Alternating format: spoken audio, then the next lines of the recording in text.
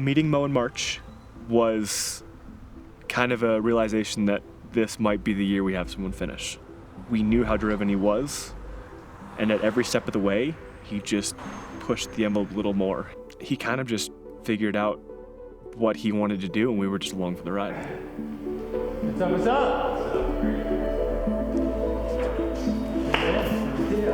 Good to meet you. Yeah, nice to meet you.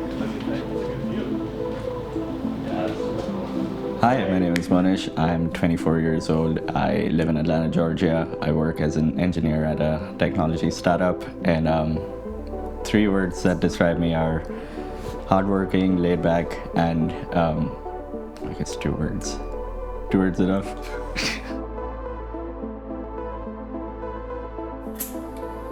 I mean, growing up, I didn't really do a lot of physical activity at all. My sort of preference was to play video games. I loved sports, but I was not good at them, and that sort of discouraged me from, I guess, taking them seriously. So my job is right now is that of an engineer at a technology startup, and I really love it because I enjoy working on the problem that they're trying to solve, and I enjoy working on the team that I'm, sort of solving that problem with. I continue working as much as needed, but I try to, make a point of taking a break at around 5:30, and go on a run or just get a cycling workout in, come back, get some dinner, and then again, finish up some work before sleep.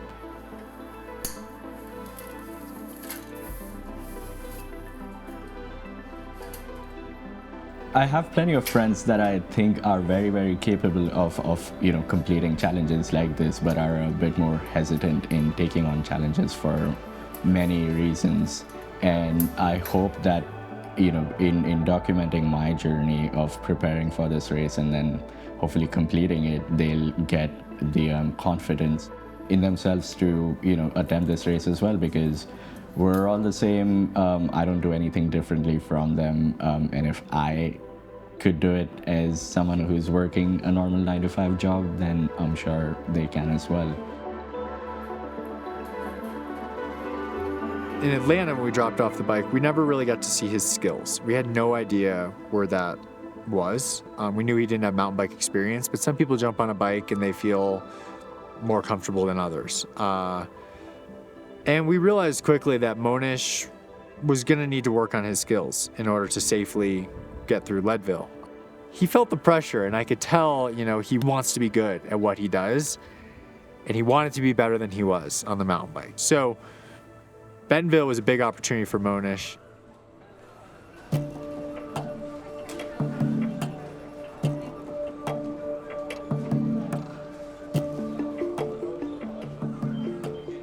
This week, like the experiences that I've had with the program, with first getting the bike or first starting the training plans on Wahoo, have all been overwhelming at the start. But then I'm reminded that there are a lot more people here to support me as I am going through this.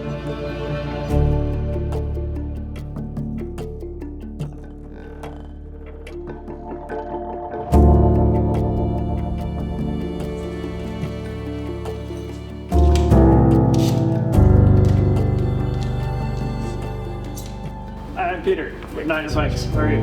Pretty good. Good. So yeah, we'll get your suspension all set up for you. You can roll one of those bike bags.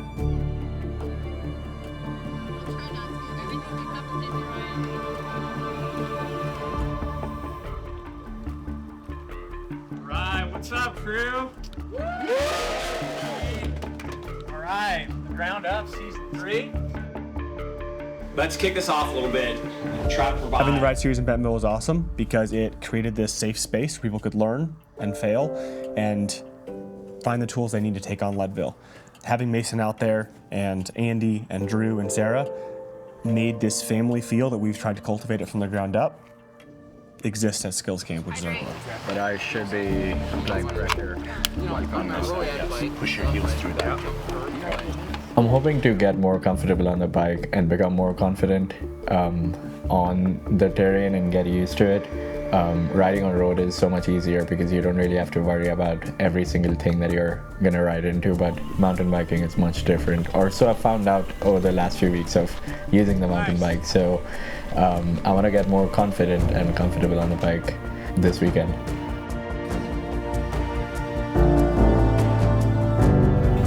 Everything was good. Try to get a little more weight in your feet.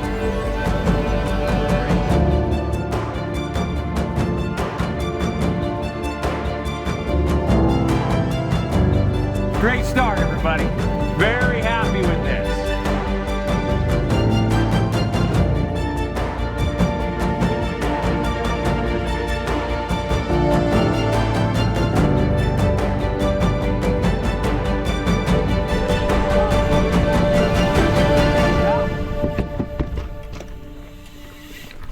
Yeah, I am very new to biking and to mountain biking. I started biking a year and a half ago, and I started mountain biking when I, got into the From the Ground Up program.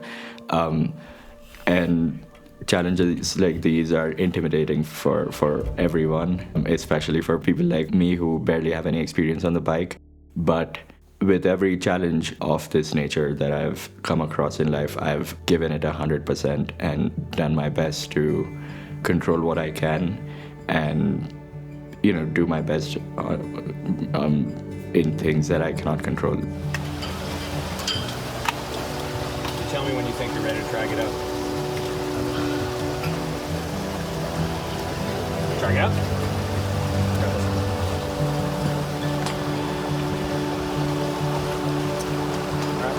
Weight on it. Easy. That's a good one, dude. That was a solid slam right there. That's gonna be the worst, that one. Hang on. Yeah, it's been challenging. I mean, obviously, it's very challenging physically. Like the first time you fall, you brush it off. The second time you fall, you're like, okay. The third time, I mean, regardless of how hard the fall is, it kind of starts taking a toll on you, and you kind of get frustrated. You start, making decisions a different way that make you more prone to crashing or making mistakes that lead to you getting hurt as well.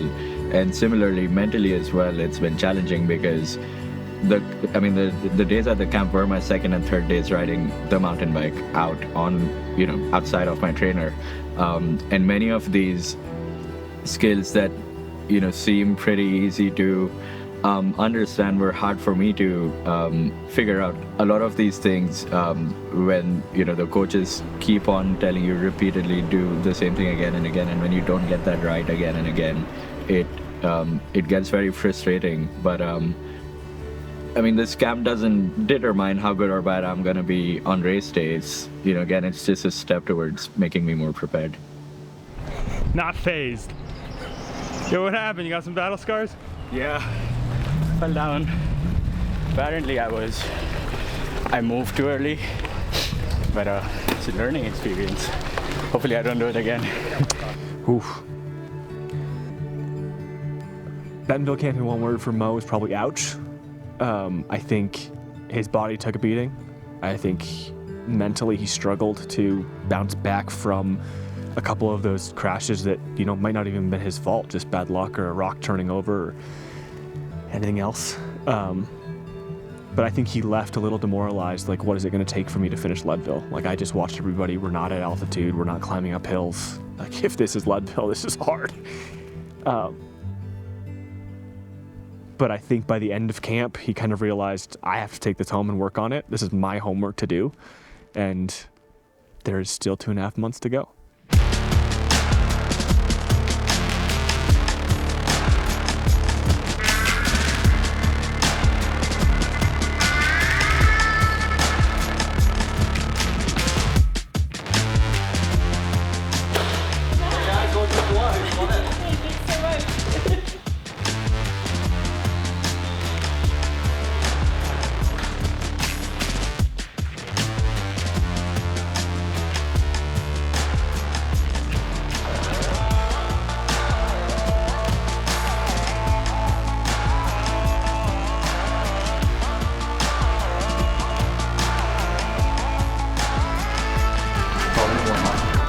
You'll then be doing these steps to failure. You just go until you can't anymore. There's no wrong way to do it.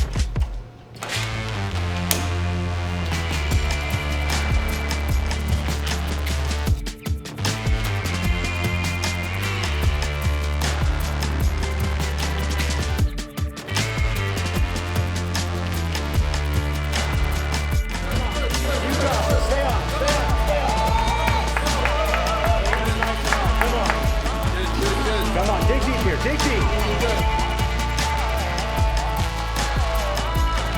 Hi, I'm Neil Henderson, head of Wahoo Sports Science, and I help Wahoo implement different sports science into our hardware and software products. Today, we had our athletes from the Ground Up project here at the Wahoo Sports Science Center in Boulder, Colorado, to test them, not just to see like what kind of power they can generate at some of these levels, but also to understand their physiology and especially help them be able to pace themselves in Leadville in events, as well as understand what their fueling needs are.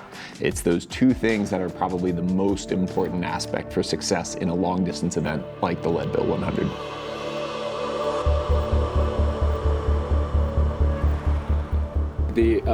The test that we did at Wahoo yesterday, I think, was quite interesting. Obviously, it was super nice to learn more about things that I'd just been experimenting with and honestly not getting right.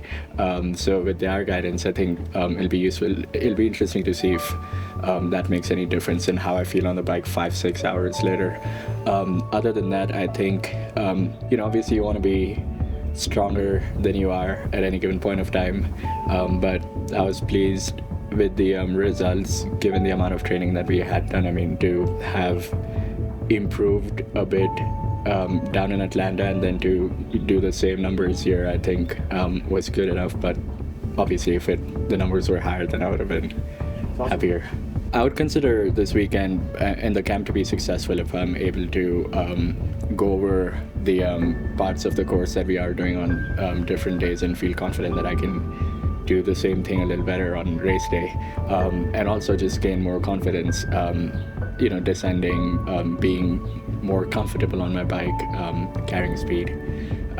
Yeah. Getting used to the bigger tires on dirt? Yeah. You just gotta make sure I don't do anything stupid if I get scared. Set the bike to its thing. That's right.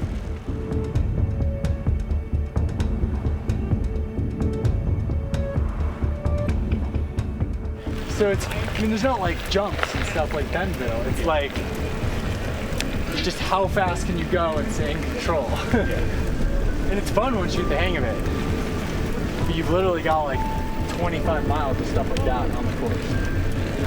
So if you can figure out how to get a couple more miles an hour and feel good, and stay relaxed, right? Because if you're climbing and your body's working, if your heart rate's high on the descent, that's your time to rest,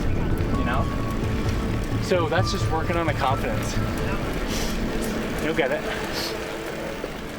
So coming into Leadville camp, especially, it'd been a couple months in Bentonville, and the last I'd seen him, he was scraped up, he took some spills, and now he's got to descend Powerline and Columbine, and I was a little nervous, but I remember following him at Leadville camp, and he was like ripping, he was flying, and it got me so pumped up, and now there's no reason to think that he can't finish this thing.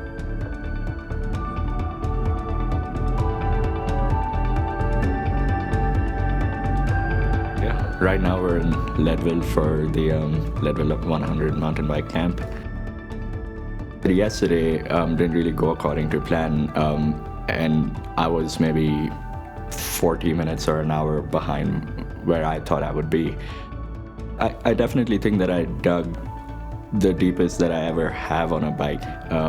Coming up the Powerline climb, my stomach was hurting, so I couldn't really eat anything, and I was almost out of water. It was also honestly a bit steeper than the kind of riding I'm used to doing, so I had to walk a lot of it. Mine needs a little more out boost. If you can hype him up. How you feeling? I agree. And there were parts where I thought I'd just stop and call it a day because it was hot, I wasn't getting any food, any water, and I was just running out of energy. And I still knew that I had about 20 miles ahead of me after that point. Can you give me 3 words on how you feel right now? More tired than I should be. But I kept pushing. Ryan was encouraging me on the course, and then once I, made it through to St. Kevin's, Alexi caught up with me there. The corner right up there to the left, you get some reprieve. You get a second to check, get your legs, and then push all the way to the finish. You're gonna do this, man. You are going to do this. And he told me to treat this, as there is. So, there is no. He told me that there was no point in having any energy left at the finish line, so to empty the tank and just give it everything that I had, and then, all of a sudden I got, I caught, I don't know if it was my second, third, or fourth win, but I caught it at the bottom of St. Kevin's. We just went I went as hard as I could. I'm sure he was chilling, but I went as hard as I could for the last 8 or 9 miles, and we ended up passing a lot of people. That was awesome, and I don't think I've ridden any faster on the mountain bike yet.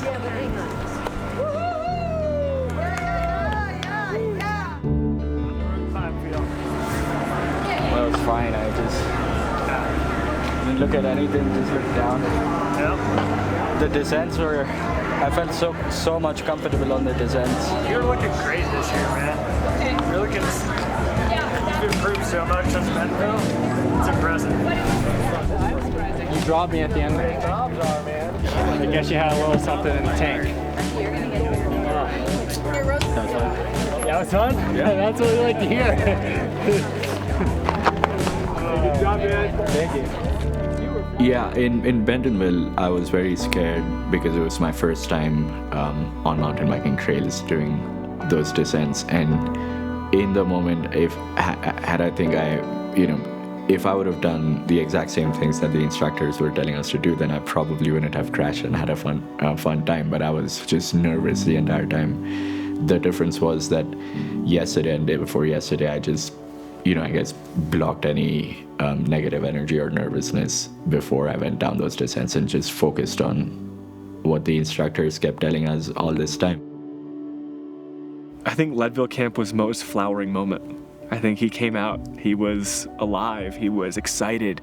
He had a couple bouts of probably not eating enough, nearly a bonk. But he was just excited and interested and pushing all the time, everywhere he could. It was a constant race, even though the race was still 6 weeks out. And it's kind of intoxicating. At first you're like, gosh, this guy just doesn't stop. And then you realize, he is pushing himself to his absolute limit. Yeah, we're 6 weeks out, but he wants to know what he's made of and how far he is from that finish line.